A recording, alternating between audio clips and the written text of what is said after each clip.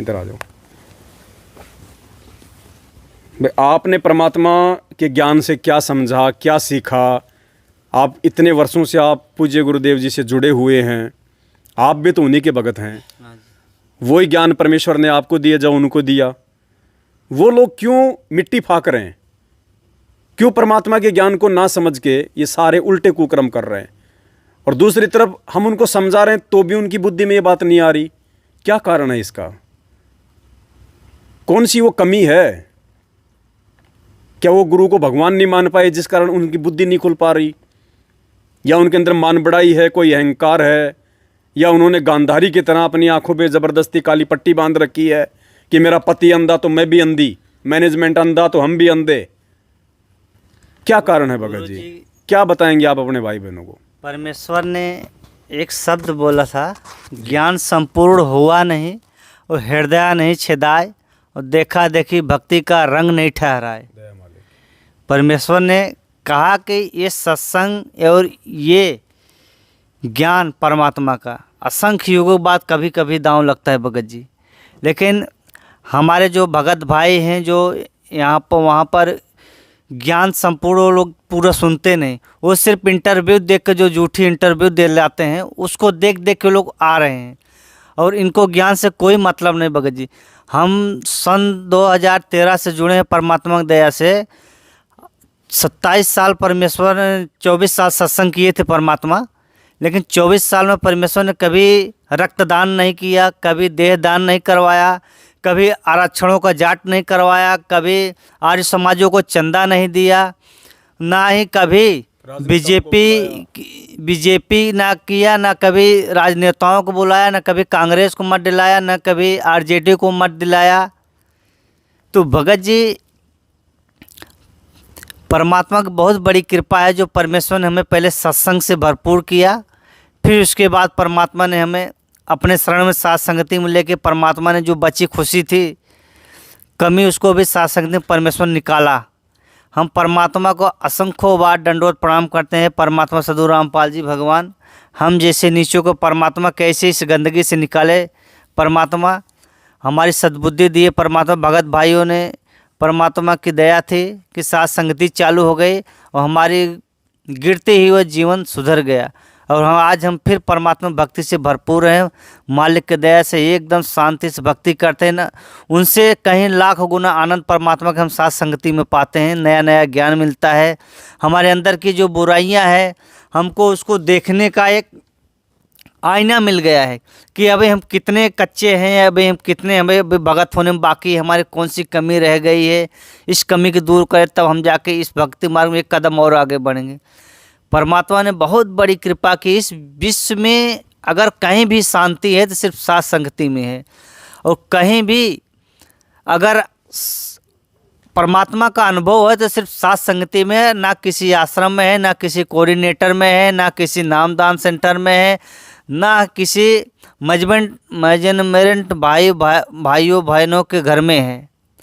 इसलिए हम सभी भक्तों से हाथ जोड़ कर निवेदन करते हैं, परमात्मा से प्रार्थना करते हैं मालिक इन भक्तों को भी सद्बुद्धि दें। ये भी आपकी आत्मा है, परमात्मा का भी समझेंगे। ये दूसरा भाई है सत्सेवक जो दिन रात प्रयत्न करता है कि हमारे भाई आ जाए। ये लोग गुरुद्रोही का झंडा लेके बैठ गए हैं।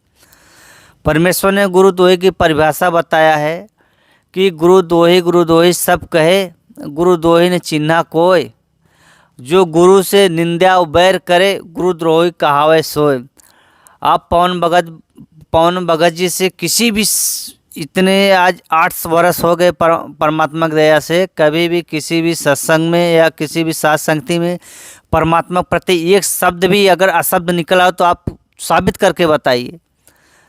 गुरु जी के ज्ञान आधार कहता है, गुरु जी सत्संग में कहते हैं कि गुरुद्रोही उसको कहते हैं जो गुरु जी की निंदा करता है। आप तो कहीं तो देखिए अगर परमात्मा को ज्ञान आधार से अगर आपको मिलता है तो आप बताइए, अगर नहीं मिलता है तो आप परमात्मा के ज्ञान से और सत्सेवकों के ज्ञान से उसको आप मेल करिए। अगर सही है तो आने की कृपा करें। दास तो यही कहेगा, इस समय बार बार नहीं मिलेगा और परमात्मा बहुत बड़ी कृपा कर रहे हैं। साथ संगति से शंका समाधान पुस्तक भिजवा रहे हैं। आप सभी भाइयों से हाथ जोड़ के प्रार्थना करता हूँ, सिर्फ एक बार पढ़िए, दास को लगता है 100% आपकी काया बदल जाएगी, आपके घर की जो परिस्थिति है, जो कला क्लेश है, वो भी मिट जाएगी। क्योंकि परमात्मा ने सात संगति में ऐसा ज्ञान छुपा के रखा है, ऐसा मर्यादा बताए हैं परमात्मा ने, जिसको पालन करने से हमारे अंतःकरण की सभी शंकाएँ मिट जाती है और निर्भय होकर हम भक्ति करें। बंदी छोड़ सदगुरु रामपाल जी भगवान की जय हो। भगत जी एक शंका और है। शंका ये है, जैसे ये मेजरमेंट जो भाई बहन हैं, इनको अगर हम पुस्तक सेवा करने के जाते हैं, पहले तो जब तक शंका समाधान पुस्तक नहीं छपी थी तब तक ये लोग फ़ोन से बात भी होता था, सब कुछ होता था। लेकिन जब ये शंका समाधान पुस्तक छप गई, फिर हम उनको फ़ोन करते हैं कि इस लालसा के चलो हमारे भगत भाई हैं, उनको हम ये शंका समाधान पुस्तक सेवा करके आएंगे। लेकिन वो जितने भगत भाई थे हमारे संपर्क में, उन्होंने फ़ोन भी उठाना बंद कर दिया। और एक भगत भाई ने उठाया भूल चूक से, उन्होंने बोला भगत जी 2-4 दिन में आएंगे, तो अब तक लौटे नहीं। इसका क्या कारण है कि उनके ऊपर कोई और कुछ ऐसा प्रतिबंध लगा दिया गया है कि वो डर गए हैं? देखो भगत जी, कोई प्रतिबंध नहीं है। प्रतिबंध जैसे आश्रम वालों से, देखो उनकी तरफ से तो शुरू से ही उनके ऊपर प्रतिबंध है कि आप सत्सेवकों की ना कोई वीडियो देखेंगे, ना कोई ऑडियो सुनेंगे, ना उनका कोई संदेश देखेंगे, वरना आपका नाम खंड हो जाएगा। जो मंदबुद्धि है वो डर जाते हैं, बहक जाते हैं। जो ज्ञानवान है वो विचार करते हैं कि भाई हमें तो गुरुजी ने खुद दूसरे संतों की पुस्तकें दिखाई, दूसरे संतों के सारे वो सत्संग सुनाए, और फिर परमात्मा ने अपने भी सत्संग सुनाए, अपने भी जो शास्त्र हैं वो दिखाए, तभी तो हम निर्णय कर पाए कि वास्तव में सही ज्ञान किसका है और सच्चा संत कौन है। अगर गुरुजी अपना अपना ज्ञान बताते और दूसरे संतों के विषय में ना बताते, तो हम कहाँ से जान पाते कि जो गुरुजी कह रहे हैं वो सही है और वो कह रहे हैं वो गलत है। दोनों तरफ की बातें सुनेंगे तभी तो हम निर्णय करेंगे कि क्या सही है और क्या गलत है। जज निर्णय कब करता है? दोनों वकीलों की बातें सुनता है, उसके बाद निर्णय करता है कि सही क्या है और गलत क्या है। तो मैनेजमेंट यदि हमारे ऑडियो वीडियो सत्संग या शंका समाधान की जो पुस्तक छप के आई है, अगर किसी भगत को लेने से मना करता है, तो जाहिर सी बात है मैनेजमेंट को भय है, मैनेजमेंट को इस बात का डर है। क्योंकि सबसे पहले हमारे ऑडियो वीडियो पुस्तकें मैनेजमेंट पढ़ता है, मैनेजमेंट सुनता है, और उनको पता है कि ये दवाई, ये रोगनाशक दवाई, ये सच्चाई अगर भगत समाज में पहुंच गई तो तुम्हारा धंधा ठप हो जाएगा। तुम ना घर के रहोगे ना तुम घाट के रहोगे।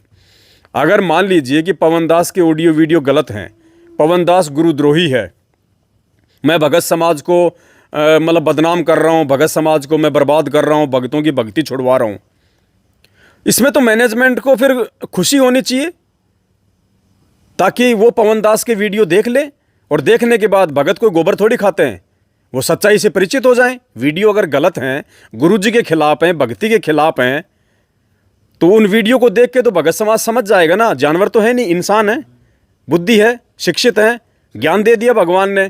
तो भगत समाज मैनेजमेंट को तो खुशी होनी चाहिए कि पवन दास के उन गलत वीडियो को देख के तुरंत संगत पवन दास से जो है नफरत कर लेगी, किनारा कर लेगी।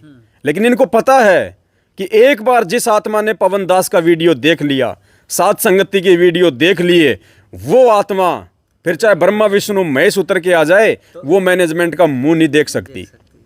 इसलिए इनको अपने धंधे की चिंता है, इसलिए ये लोग भगत समाज को गुमराह करते हैं, उनको डराए हुए हैं। लेकिन कब तक परमेश्वर के बच्चे हैं, ज्ञान तो भगवान ने सबको दे रखा ना, कब तक मूर्ख बनाओगे, कब तक? ठीक है, भगत समाज भोला है, श्रद्धालु है, गुरुजी से डरने वाला है, और थोड़ा सा बेचारा अज्ञानता के चलते इस विश्वास में आके मार खा रहा है कि यार ये कोऑर्डिनेटर कह रहा है, गुरुजी का भाई कह रहा है, गुरुजी की बेटी कह रही है, हमारा नामदान केंद्र वाला कह रहा है, हो सकता है ये सही कह रहे हैं। उनके विश्वास में आके थोड़ा सा वो भ्रमित हो रहा है। लेकिन कब तक? जिस दिन, क्योंकि भक्ति तो बन नहीं रही, मर्यादा जब टूट जाती है तो भक्ति तो बनती नहीं, पिछली भक्ति चलती है, पिछली कब तक चलेगी? जब उनके माड़े कर्म उनको सेधेंगे और गुरुदेव की तरफ से कोई आशीर्वाद उनको है नहीं भक्तों को, क्योंकि मर्यादा सबकी मैनेजमेंट ने ये उल्टे कर्म करवा के तोड़वाई रखी है। क्या कहा था गुरुदेव ने जब हमारे को प्रथम नाम दिया था? बच्चों, ना तुमने गलत काम करना है, ना गलत काम में सहयोग करना है। सहयोग तो छोड़ो, इन्होंने तो गलत काम करवा दिए सारे मैनेज हमारे सब तो गलत ही करवा रहे हैं हमारे भगत भाई बहनों से। तो जब इनको ये माड़े कर्म सेधेंगे, देखो भगत जी, कोई भी आदमी है 40 साल तक जब वो शराब पीता है तो उसको उस शराब के जो अवगुण होते हैं ना, वो रिएक्शन नहीं करते। क्यों? युवा होता है, गर्म खून होता है। वो चाहे बीड़ी पीवे, चाहे सिगरेट पीवे, चाहे गुटखा खावे, चाहे जर्दा खाए, चाहे शराब पिए, क्योंकि युवा है, रोग प्रतिरोधक क्षमता है उसमें। 40-45 साल तक उसको कोई असर नहीं होता उन चीज़ों का। और जैसे ही उसकी उम्र 50 से ऊपर ढलनी शुरू होती है, शरीर में कमजोरी आने शुरू होती है, फिर देखना जितनी उसने शराब पी है, जितने उसने जर्दे और गुटखे खाए हैं, फिर देखना उसका रिएक्शन, वो पड़ा पड़ा रोता है, पड़ा पड़ा कर्राता है, वो इतना सा मुंह नहीं खुलता। फिर उससे रोटी खाता तो यूँ करके खाता, वो मुंह नहीं फाटता उसका, गुटखा खा खा के। वो कर्म फिर उसको सेधेंगे। फिर कहाँ जाएगा? डॉक्टरों के पास। वो जब 20 साल का होता है तब नहीं जाता डॉक्टर के पास, उस समय तो पीता है, आनंद आता है। और जब उसका देखो, every action has an opposite reaction, हर क्रिया की प्रतिक्रिया होती है। आप अगर गेहूं का बीज डालोगे तो गेहूं की फसल आएगी, भांग का बीज डालोगे तो भांग की फसल आएगी। आज भगत समाज मैनेजमेंट के बहकावे में आके, गुरुदेव की शिक्षाओं से दूर हटके, देखा देखी में चल के क्या बीज बो रहा है? कुकर्मों का बीज बो रहा है, अज्ञानता का बीज बो रहा है, देखा देखी का बीज बो रहा है। फसल क्या काटेगा? आम की नहीं काटेगा। मालिक कहते हैं कुकर्मों का ही काटेगा। परमेश्वर की वाणी है कि बिना सोचे समझे जो करे, पाछे सो पछताए, और काम बिगाड़े आपना, फिर जग में हो तसाए। और मालिक कहते हैं बोया पेड़ बबूल का तो आम कहाँ से खाए। अब आने वाले समय में देखना, अगर समय रहते ये भगत समाज नहीं जागा, साथ संगतियों से नहीं जुड़ा, हम क्यों चिल्ला रहे हैं? हमारा क्या स्वार्थ है? अगर हम गुरुद्रोही हैं तो गुरुद्रोही क्यों अपने 8 साल संगत को समझाने में बर्बाद करेगा? क्या इतना भी विचार नहीं कर रहा भगत समाज? लेकिन बात आप भी बिल्कुल सही कह रहे हैं कि वर्तमान में भगत समाज जो जुड़ रहा है संत रामपाल जी महाराज जी से, उनके जेल जाने के बाद इन फर्जी नामदान केंद्रों से, वो ज्ञान को आधार बना के नहीं जुड़ रहा, वो देखा देखी में जुड़ रहा है, मीठे मीठे इंटरव्यू देख के जुड़ रहा है। क्योंकि आज जितने भी टीवी चैनल चल रहे हैं, किसी भी टीवी चैनल पे कोई भी इंटरव्यू ऐसा नहीं दिखाया जाता है जो ज्ञान आधारी हो। हर इंटरव्यू में एक डॉक्टरों की रिपोर्ट दे के खड़ा कर दिया जाता है, मेरे कैंसर था, मेरे डायबिटीज़ थी, मेरे पेट में गांठ थी, मेरे दिमाग में कैंसर था, यो ठीक कर दिया, वो ठीक कर दिया। तो इंटरव्यू देखने वाले क्या समझेंगे कि संत रामपाल जी तो भाई साहब रोग ठीक करने वाले ही हैं। वो ज्ञानवान से कोई मतलब नहीं है उनको, वो अपने दुखों के लिए आएंगे। फिर आदमी जैसा देखेगा वैसा ही तो करेगा। और आज पूरी दुनिया दुखी है, हर आदमी किसी न किसी तकलीफ से, बीमारी से, आर्थिक समस्या से जूझ रहा है। अब ऐसे इंटरव्यू जब कोई देखेगा कि मैं पीजीआई चली गई थी, वहाँ फ़ायदा नहीं हुआ, अग्रोहा हॉस्पिटल गई, वहाँ फ़ायदा नहीं हुआ, फिर संत रामपाल जी से नाम लिया, मेरी गांठ ही गायब हो गई। अब जिसके पेट में गांठ है वो क्या करेगा? वो अपनी गांठ के लिए आएगा, ज्ञान के लिए नहीं आएगा।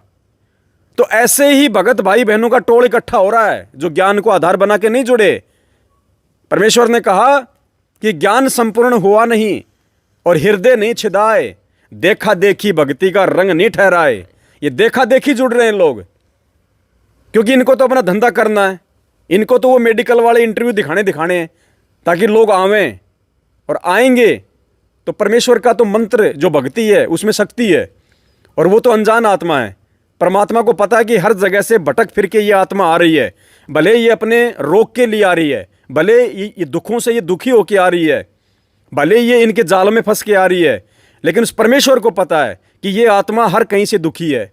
साधु संतों से दुखी है, डॉक्टरों से परेशान है, देवी देवताओं से दुखी है, कहीं भी राहत नहीं मिली, तब ये आत्मा यहाँ आई है इंटरव्यू सुन के। तो परमेश्वर उस आत्मा पर रहम करके अपनी तरफ से उसको लाभ देता है ताकि एक बार इसकी आस्था भक्ति और भगवान में बने। और उस आस्था का फायदा ये मैनेजमेंट उठा रहा है, फिर दुरुपयोग कर रहे हैं, वो दुरुपयोग कर रहा है। और जिसका नतीजा फिर क्या है? अकाल मौत भगत समाज की, जिनको परमात्मा ने रोग से राहत दी थी, आज उसी रोग से पीड़ित हैं वो। क्यों? क्योंकि सच्चाई पता लगने के बाद भी वो लोग मैनेजमेंट को नहीं छोड़ रहे। कितने लोग हैं जो मतलब सच्चाई, परमात्मा आपको उस समय तक कुछ नहीं कहेगा जब तक आप अनजान हैं, अनभिज्ञ हैं। और जब आपको सच्चाई पता चल जाएगी कि यार असली राम कहानी तो ये है, उसके बाद भी यदि आप उन्हीं कुकर्मी लोगों का साथ दोगे, उन्हीं के फर्जी नामदान केंद्रों पे जाओगे, उन्हीं के फर्जी आश्रमों में जाओगे जहां आपकी आंखों के सामने और राजनेताओं को बुलाया जा रहा है परमात्मा के विधान और ज्ञान के खिलाफ, फिर उस भगत की दुर्गतियां होनी शुरू हो जाएंगी। जिस रोग से परमात्मा ने राहत दी थी वही रोग उसको दुखी कर देगा, वही रोग उसको परेशान कर देगा। क्योंकि एक 2 साल का बच्चा है और एक 6 साल का बच्चा है। 2 साल का बच्चा माँ की गोद में लैट्रिन कर दे, पेशाब कर दे, माँ बाप उसको पीटते नहीं है, नाराज नहीं होते, उनको पता है कि ये नादान है, अबोध है। और वो 6 साल का बच्चा जिसको पता है कि लैट्रिन कहाँ किया जाता है, पेशाब करने की जगह कहाँ है, और वो 6 साल का बच्चा यदि समझदार होने के बावजूद माँ की गोद में पेशाब करता है, माँ कुछ नहीं पूछती, 2 थप्पड़ लगाती है कि नालायक तुझे ये भी नहीं पता कि पेशाब कहाँ किया जाता है, जबकि 2 साल वाले को नहीं मारती क्योंकि वो नादान, उसको पता नहीं है। तो जब तक भगत समाज को बरवाला कांड का, मैनेजमेंट के कुकर्मों का और बरवाला कांड 2014 गुरुजी के जेल जाने के पीछे की हकीकत का नहीं पता होता है, तब तक परमात्मा उस भगत को लाभ देता है। और एक बार आपको ये सच्चाई पता अगर हो गई है साथ संगति की वीडियो देख के, उसके बाद आप इस मैनेजमेंट का साथ आप देते रहिए, देख लेना आपकी क्या दुर्गति होगी। और हो रही है, और वो दुर्गतियां करवा करवा के लोग साथ संगति से जुड़ रहे हैं। आज कई हजारों की संख्या में जो साथ संगति से भाई बहन जुड़े हैं, ये पाकिस्तान से नहीं आए, अमेरिका से नहीं आए, इसी मैनेजमेंट से टूट टूट के आए हैं। तो एक दिन आपका भी आएगा वो समय, लेकिन समझदार वो है जो दूसरों की ठोकर से समझ जाए। खुद का अंगूठा फुड़वा के आओगे, वो समझदारी नहीं है, वो तो मजबूरी हो गई। और मजबूरी वालों की भगवान फिर लेट सुनवाई करता है। तो दास के हिसाब से आज के लिए तो ठीक है। एक बात था, ले अभी बात चल रही थी ना कि ये लोग खाली वहाँ का ले आओ अपना, तब तक नहीं ठंडा हो जाएगा। अच्छा, इंटरव्यू जो अभी चल रहा था ना, तो हमारे यहाँ गुजरात के एक भगत जी हैं, उनका नाम है अरविंद दास, एक का नाम है अनिल दास। उनके जो बड़े भाई थे परमात्मा से जुड़े थे। ले आओ गरम है, ठंडा हो गया? नहीं, गरम है। हाँ ले आओ। तो भगत जी, उन्होंने उस भाइयों को ज्ञान नहीं बताया जो भगत जुड़े थे। उन्हें बोला कि हमारे गुरुजी का आश्रम घी का चपाती बनती है और चाय बनता है, जितना पीना उतना पियो, उसके बाद अखंड भंडारा चलता है, जितना खाओ वो खाओ। उसके बाद वो बोले कि वहाँ पर खाने पीने कोई कमी नहीं है, खाली वहाँ पर एक बार चलो। शायद वो लोग वहाँ पर चले गए, वो साथ में वो लोग चले गए, उनके साथ सिर्फ देखने की सही बात है गलत है, वो गए तो उसी में बरवाला कांड हो गया। बरवाला कांड हो गया, और उसकी माँ और उसका भाई, उसका जितने रिलेशन वाले हैं, सब उसी भगत को गाली दे रहे थे। कहने का मतलब ये है कि उनको ज्ञान नहीं सुनाया था, वो भगत भी ज्ञान नहीं सुना था जो 2 गए थे। वो सिर्फ वहाँ चपाती और घी का रोटी और वो वहाँ का भंडारा देखने गया था। वो आज तक वो पेशी पे जा रहा है। क्या करे बेचारा? इसमें दोष किसका है? वो जो ज्ञान नहीं बताया उसका है, जो बगैर ज्ञान समझ के खाली चपाती देखने गए उसका है। देखो वो तो बेचारा पहले भी अज्ञानी था, और उसको समझाने वाला भी भगत हो गया, वो अज्ञानी मिल गया। वो जो गाली गुरुजी की पड़ रही है, उसका प्रतिफल, उसका दोषी वो भगत है, भगत बन, जिसने केवल वो देसी घी की चपातियों को लालच दे दे के उसको आश्रम में ले गया। और आज जैसे इंटरव्यू दे रहे हैं लोग, ये दोषी हैं। ये अभी जो भगत जोड़ रहे हैं, जो लुट पुट रहे हैं, इनका दोष कौन जाएगा, किसके ऊपर जाएगा? देखो जो इंटरव्यू जो दिए जा रहे हैं ना, हाँ। जो बेचारे भोले भाले भाई बहन जो इंटरव्यू देते हैं, अब ये दोष उनका नहीं है भगत जी, क्योंकि वो उनको तो जो भगवान की शरण में आके जो राहत मिली है, वो तो बेचारे उसका बखान करेंगे। वो तो बिल्कुल ठीक कह रहे हैं, सही कह रहे हैं कि भाई मैं पहले वहाँ दुखी था, ऐसे परेशान था, डॉक्टर ने हाथ जोड़ लिए, संत रामपाल जी से नाम लिया, मुझे फ़ायदा हो गया। वो तो बेचारे सही कह रहे हैं, उनकी गलती नहीं है। लेकिन उनको ये नहीं पता कि तुम्हारे इन मीठे मीठे इंटरव्यू का फ़ायदा फिर मैनेजमेंट उठाएगा। इसलिए दोषी मैनेजमेंट ज़्यादा है। वही उनका तो काम है बताना। उनको तो बेचारों को रात में लिए वो तो गुणगान गाएंगे भगवान के, लेकिन उनके उन वीडियो का, उन इंटरव्यू का अपने धंधे के लिए फ़ायदा कौन उठा रहा है? मैनेजमेंट। तो असली दोषी मैनेजमेंट है। और वो भाई बहन हैं जो समझदार हैं लाखों की संख्या में संगत में, लेकिन जो महाभारत के भीष्म, कर्ण और द्रोणाचार्य की तरह द्रौपदी को नंगा देखने की चाहत में आंखों पे काली पट्टी बांध के बैठे हैं, उनके भी अंत में बक्कल उतरेगा। क्या कहा परमात्मा ने? वो भीष्म पितामह इतने बड़े पद पे होके, इतना बड़ा सूरवीर होके, और जब वो दुशासन द्रौपदी का साड़ी का पल्लू खींच रहा था, उसने क्यों नहीं मना किया, क्यों नहीं विरोध किया? 2 कारण थे। पहला कारण तो उसका मन जो था वो दोषी हो चुका था, मलिन हो चुका था, दुर्योधन का मलिन अन्न खा के। उसका विरोध करने की हिम्मत नहीं रही उसकी। और दूसरा उसके मन का दोष था, वो द्रौपदी को नंगा देखना चाहता था। क्या कहा परमात्मा ने अंत में? उसका शरीर बाणों से छलनी हुआ। तो आज ये भगत भाई बहन जो मैनेजमेंट वालों के साथ में अच्छे खासे जिनके संबंध हैं, जिनको 4 भगत अच्छे से जानते हैं, सम्मान देते हैं, ये क्यों नहीं आज इस सच्चाई बता रहे? क्यों नहीं ये सत्संगों का साथ दे रहे? क्योंकि मैनेजमेंट से हराम की कमाई खा के इनका मन मलिन हो चुका है। सामना करने की हिम्मत नहीं है इनमें, गलत को गलत कहने की हिम्मत नहीं रही इनमें। और दूसरा, इनके मन में दोष आ गया क्योंकि इनके स्वार्थ सिद्धि हो रही है। इनको फ्री में घूमना, भटकना, फिरना, खाना, गाड़ियों का डीजल, पेट्रोल, गाड़ियाँ सब इनको मुफ्त में मिलती हैं। जब चाहो जिस गधे को गाय के साथ ये रमैनी करवा दो तो बक्कल इनका उतरेगा। परमात्मा ने क्या कहा था करोथा कांड के विषय में? कि वो तो मुख्य दोषी थे आर्य समाजी, लेकिन वो जनता भी दोषी है जो बिना देखे सोचे समझे उनकी बातों पे यकीन कर लिया। तो ये संगत भी दोषी है जो आज बिना सोचे समझे देखे वो गुरुद्रोही। आज संगत में 90% लोगों ने मेरे से बात नहीं करी, लेकिन फिर भी वो गुरुद्रोही बिना सोचे समझे, बिना मेरे विचारों को जाने, बिना वीडियो देखे, और किसी को सीधा गुरुद्रोही कह देना, किसी के मन में, अपने मन में दोष ले आना, सबसे बड़ा दोष है, सबसे बड़ा दोषी बनना है। तो बक्कल तो इनके भी उतरेंगे, चाहे कोई बीमार हो, चाहे किसी का एक्सीडेंट हो, चाहे किसी को बीमारी लगे। परमात्मा तो छोड़ने वाला नहीं है। राम किसी को मारे नहीं, मारे तो हत्यारा राम, अपने आप ही मर जाएंगे कर कर खोटे काम। परमात्मा समय का इंतजार कर रहा है कि इनके कुकर्मों का भाग्य उदय कब होगा, और फिर देखना आप उस समय इस संगत का क्या हाल होगा। ये जो भगत जी संगत है, जो संगत है, जो इतना हम लोग परमात्मा दे साथ संगत की वीडियो भेजते हैं, वो सब कुछ भेजते रहते हैं, जितना वीडियो आता है, तो भी वहाँ तक देखते तो हैं, लेकिन उसका फिर कोई रिप्लाई नहीं करते। ऐसे भक्तों के पास जाके पुस्तक सेवा करे, अगर वो पानी पिलाए, वहाँ पानी पीना चाहिए कि नहीं पीना चाहिए, क्योंकि गुरु जी की एक वाणी है, गुरु दोही की पैड़ पर जो पगावे जानबूझ साची तजे, करे जोर से ने जाके संगत है प्रभु सपनों न दे। क्योंकि उनको तो सच्चाई तो मालूम है, क्योंकि वो देखते हैं, इतना तो परमात्मा ने उनके सद्बुद्धि दे के रखी है कि इनके साथ क्या किया जाए। इनके घर पे अगर हम जाएं तो पानी पीना चाहिए कि नहीं पीना चाहिए? देखो भगत जी, परमात्मा ने बताया जब तक कोई भगत गुरुद्रोही नहीं होता है, ठीक है, तब तक हमने उससे किसी प्रकार का बैर भाव नहीं रखना है।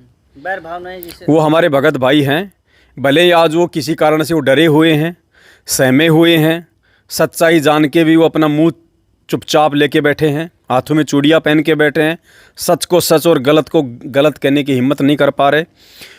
वो भगत जी, उनके संस्कारों की कमी है, उनके भक्ति संस्कार जो है वो कमज़ोर हैं। तो ऐसे में हमने उनको नादान समझना है, हमने उनको बालक समझना है, और हमने अपने तरफ से हर संभव प्रयास करना उनको समझाने का, ये शंका समाधान की पुस्तक उन तक पहुंचाने का। क्योंकि शंका समाधान की पुस्तक सबसे ज़्यादा मैनेजमेंट से जुड़े हुए भाई बहनों के लिए आवश्यक है। भाई हम सत्सेवक तो ज़्यादातर सच्चाई जानते हैं, बाकी साथ संगतियों से हमें सब कुछ पता है। शंका समाधान पुस्तक की सबसे ज़्यादा आवश्यकता है मैनेजमेंट से जुड़े हुए भाई बहनों की, जो ना इधर के हैं ना उधर के हैं, जो हमारे वीडियो भी देखते हैं और मैनेजमेंट की तरफ भी हैं, वो सच को सच नहीं कह पा रहे, गलत को वो गलत नहीं कह पा रहे। तो उनके अंदर एक हिम्मत पैदा करने के लिए, और हमारे पास हजारों की संख्या में जितने भी एड्रेस आ रहे हैं और जो पुस्तकें जा रही हैं, सब के सब मैनेजमेंट वालों की आ रही हैं। क्योंकि सत्सेवक भाई बहन तो सात संगति में जा के ले ली पुस्तक, डाक से कौन मंगवाएगा? कोई नहीं। मैनेजमेंट वाले। रोजाना 400-500 की संख्या में जो एड्रेस आ रहे हैं, कम नहीं होते। तेजी से जाग रहा भगत समाज, ये पहचान है। स्प्रिंग को आप कब तक दबाओगे, कब तक दबाओगे, और जब छोड़ोगे तो पूरी स्पीड से ऊपर उठती है। तो अब ये संगत पूरी स्पीड से ऊपर उठेगी। ये देखो, ये देखा देखी का मार्ग होता है। ये हम सतलोक से यहाँ आए तो देखा देखी में आए, जाएंगे तो देखा देखी। हम यहाँ भी मूर्ख बने तो देखा देखी में बन रहे हैं, और सच्चाई से परिचित होंगे तो भी हम देखा देखी में होंगे। तो परमात्मा का वचन फैल नहीं हो सकता, एक दिन पूरी संगत को साध संगति का हिस्सा बनना पड़ेगा। परमात्मा कहते हैं साध संगति से भेद जो पाया, और मालिक कहते हैं साधु संगति पूर्ण पद ज्ञाना। साधु संगति पूर्ण पद ज्ञाना, साधुओं की संगति ही असली ज्ञान है, असली जानकारी है। अब बहुत सारे भाई बहन कह देते हैं कि साधु तो अपने गुरुजी के लिए कहा है। अरे गुरुजी के लिए साधु शब्द नहीं है, गुरुजी तो परमात्मा है, वो परम संत हैं, महापुरुष हैं। जो साधु शब्द है ना, वो भगत के लिए है। परमेश्वर ने अपने हर दोहे में क्या कहा? कहे कबीर सुनो भाई साधो। तो कबीर जी को आप साधु कहोगे क्या? वो तो खुद कह रहे हैं कि कहे कबीर सुनो भाई साधो। साधो यानी भक्तो। अरे सुनो भक्तो, मेरी प्यारी आत्माओं। तो यहाँ जो साधु संगति पूर्ण पद ज्ञाना, जन्म कर्म मेटो दुख दुंदा, ये परमात्मा साधु संगति शब्द कहाँ यूज कर रहे हैं? हम भक्तों के लिए। साध संगति से भेद जो पाया, हम आपस में भगत भाई बहन बैठ के परमात्मा के द्वारा किए गए वचनों पे चर्चा करेंगे, नए नए भेद निकल के आएंगे। आज हमने गुरु जी को भगवान माना, कहाँ से माना? मैनेजमेंट से या साध संगति से? साथ संगति से। आज हमने दाढ़ी मूंछ वाली फोटो को अपने घरों से निकाल के भगवान को बैठा दिया दरबार में, गुरुदेव को। कहाँ से सीखा? मैनेजमेंट से या साध संगति से? साथ संगति से। गुरु ही भगवान होता है। गुरुर ब्रह्मा गुरुर विष्णु गुरुर देवो महेश्वर, गुरुर साक्षात परब्रह्म तस्मै श्री गुरुवे नमः। ये हमने कहाँ से सीखा? मैनेजमेंट से या साध संगति से? साथ संगति से भगत। आज हम अपने गुरुदेव भगवान को हलवे राम का भोग लगा के हम उनको प्रसन्न कर रहे हैं, अपने 3 ताप को मेट रहे हैं। क्या कहते हैं परमात्मा? जिन भक्तों का ये भोग लग जावे, उनके 3 ताप नसावे। तो ये पूज्य गुरुदेव को भगवान मान के भोग लगाना हमने कहाँ से सीखा? मैनेजमेंट से, साध संगति से। और ये भोली संगत ने गालियाँ निकालना, उल्टा सीधा बोलना, लठ मारना, ये कहाँ से सीखा? मैनेजमेंट से सीखा ना। राजनेताओं के तलवे चाटना, राजनेताओं को महत्व देना, ये कहाँ से सीखा? मैनेजमेंट वाले से। गांधारी बनना किससे सीखा? मैनेजमेंट से। तो भगत जी देखा देखी का मार्ग है। जैसे ये बिगड़ रहे ना, वैसे सुधरेंगे एक दिन। लेकिन हम भक्तों ने इनको अपना भाई बहन समझते हुए हर संभव इनको काल के जाल से निकालने का ही प्रयास करना है। क्योंकि परमात्मा जिसको जिम्मेदारी देता है ना, बहुत सोच समझ के देता है। तो ये जिम्मेदारी संगत तक सच्चाई पहुंचाने की भगवान ने सत्सेवकों के ऊपर बख्शी है।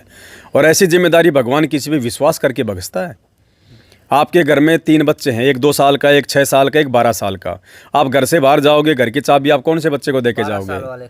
समझदार को देके जाओगे ना। तो जो काम स्वयं जो परमात्मा कर रहा है, अज्ञान और पाखंड को समाप्त करना, वो जिम्मेदारी भगवान ने आज जेल जाने के बाद हम सत्सेवकों को दी है। तो हम इस जिम्मेदारी को पूरी लगन और तन्मयता के साथ में निभाएंगे। कल को परमेश्वर आके ये ना कह दे कि जब तुम्हें सच्चाई का पता था, मैंने जब तुम्हारी बुद्धि खोल दी थी, तुमने अपने भाई बहनों को काल के जाल में जाने से क्यों नहीं रोका?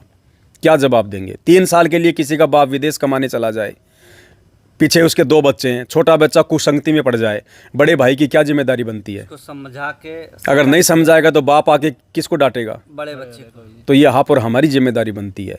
इसीलिए आप और हम परमात्मा जी के आशीर्वाद से ये पुस्तकें छपवा रहे हैं, वरना हमारा क्या फ़ायदा इसमें? हम तो फ्री भेज रहे। कोई पैसा दे तो दे, नहीं तो ना दे, भेज रहे हैं ना फ्री।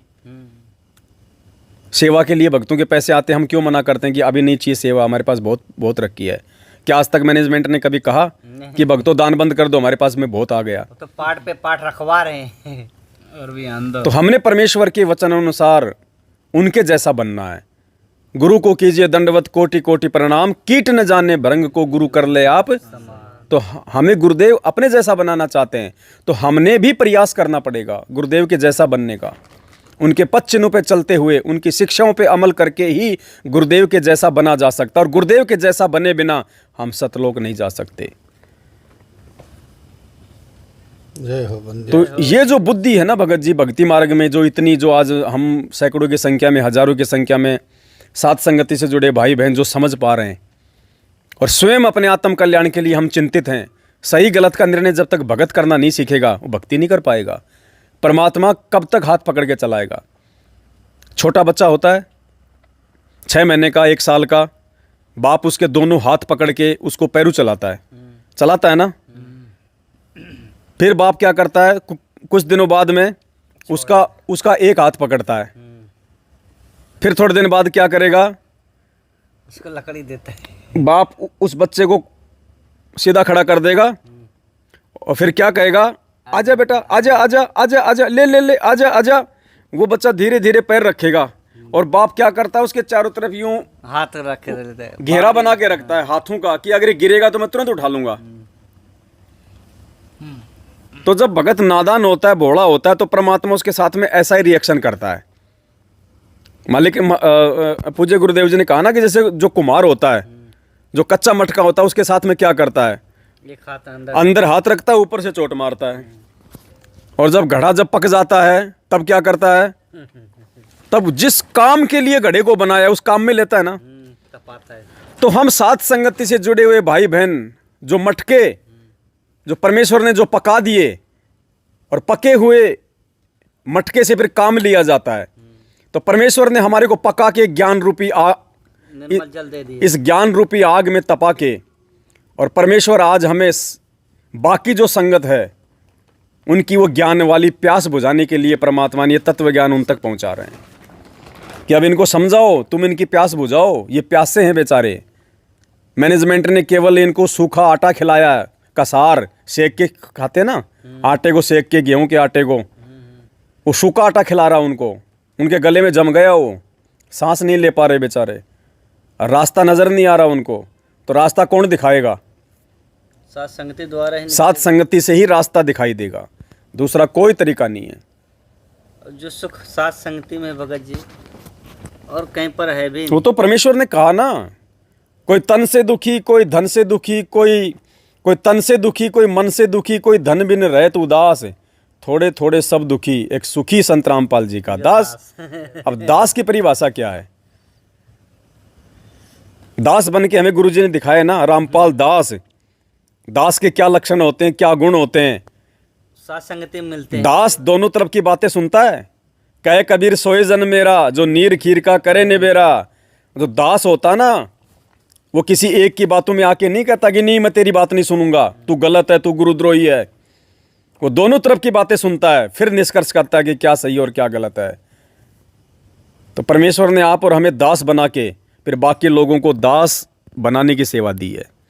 और जो दास बनने के अधिकारी होंगे वो ही दास बनेंगे, जबरदस्ती लोग दास नहीं बनेंगे। हाँ, कितने लोग बनते भी चले गए, वो बिगड़ भी गए। परमात्मा आया है, सबको ज्ञान देगा, सबको नाम देगा, लेकिन पार कौन होगा? जो उनकी शिक्षाओं पे चलेगा। जबरदस्ती हाथ पकड़ के नहीं ले जाएगा परमात्मा। तो ये भाग्य का निर्धारण संगत ने स्वयं करना पड़ेगा कि हमें क्या करना है। अच्छा भगत जी, ये रुकना ना रुकना, ये प्रारब्ध कर्म में आता है कि अपने स्वतंत्र कर्म में आता है? इस परमात्मा मार्ग पे इतना जानने के बाद परमात्मा से नाम दीक्षा मिलना भगत जी हमारे प्रारब्ध कर्म में आता है। गुरुदेव से नाम दीक्षा मिलना, गुरुदेव का ये ज्ञान प्राप्त होना, ये हमारे ये प्रारब्ध कर्म से मिलता है। यानी ये पहले से निर्धारित था कि भाई उस परमात्मा ने पहले से सोच रखा था कि मुझे उस समय मेरे उन बच्चों को अपनी शरण में, जैसे क्या कहा गुरु जी ने कि तुम वो ही हो जो 650 साल पहले मेरे से दूर हो गए थे, और परमात्मा ने वर्तमान में तुम्हें अपनी शरण में लेना था। तो ये तुम्हारा प्रारब्ध था, हमने परमात्मा की शरण में आना ही आना था, ठीक है। लेकिन परमेश्वर से ज्ञान और नाम लेने के बाद हम भक्ति मार्ग में क्या करते हैं, कितना आगे बढ़ते हैं, ये हमारे स्वतंत्र कर्म है। जो छूट रहे हैं जैसे वो स्वतंत्र कर्मों के कारण है, स्वतंत्र कर्म कारण है ना, वो उनकी अपनी गलती है, वो प्रारब्ध नहीं है। भगवान ने नाम क्यों दिया, ज्ञान क्यों दिया? भक्ति करवाने के लिए। नया प्रारब्ध बनाने के लिए 25% कर्म क्यों दिए हमारे को, ये स्वतंत्र कर्म नया प्रारब्ध बनाने के लिए। तो अब जीव के हाथ में है कि वो क्या करता है, ज्ञान को ठुकराता है या ज्ञान को आधार बना के परमात्मा के मार्ग में निसंशय होकर आगे बढ़ता है, या वो जगत वाली रीत में फंसता है जैसे मैनेजमेंट आज भक्तों को फंसा रहा है। वो तोते वाली कहानी परमात्मा ने सुनाई थी, शिकारी आएगा, दाना डालेगा, जाल बिछाएगा, हम दाना नहीं खाएंगे तो फंसेंगे नहीं, और सारे के सारे जाल में फंस गए। एक तरफ गुरु जी को भगवान कह रहे हैं, दूसरी तरफ राजनेताओं के तलवे भी चाट रहे हैं। एक तरफ कह रहे हैं हमारे गुरु जी का राजनीति से कोई संबंध नहीं है, और गुरु जी भी सत्संग में कह रहे हैं, और दूसरी तरफ उन्हीं राजनेताओं को बुला बुला के आश्रम में और उनको राजनीतियों का अड्डा बनाया जा रहा है। क्या है ये बताइए? देसी घी का हलवा खिला रहे हैं। तो ये तोते वाली बात कर रहे हैं सारी। दाना डालेंगे खाएंगे नहीं तो हम फंसेंगे नहीं। अरे काहे का भंडारा, ये भंडारा संत रामपाल जी का नहीं है। अगर संत रामपाल जी का भंडारा होता तो संत रामपाल जी ने भक्तों से भीख मांग मांग के भंडारा करने की जरूरत नहीं है।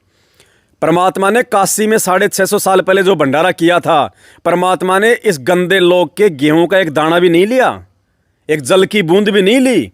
सारा भंडारा परमेश्वर ऊपर से लाए थे।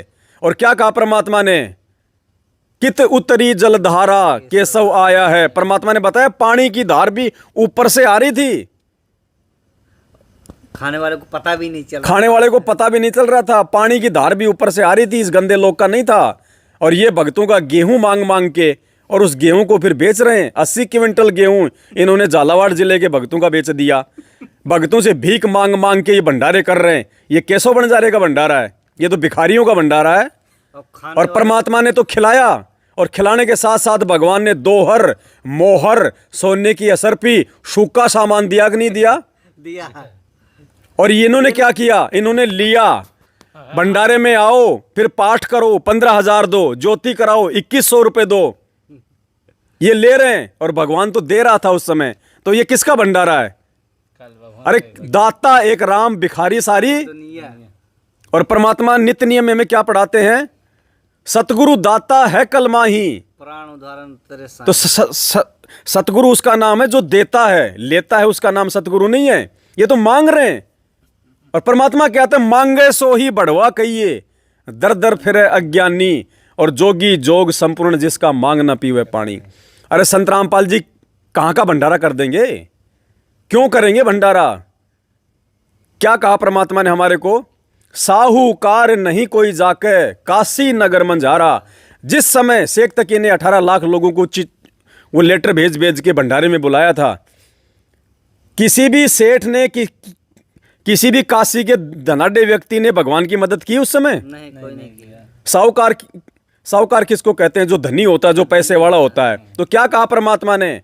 साहूकार नहीं कोई जाके। उस कबीर परमात्मा का उस समय कोई साहूकार नहीं बनाया इस गंदे लोक में कि ले कबीर मैं देता हूं तेरे को सामान, तू भंडारा कर।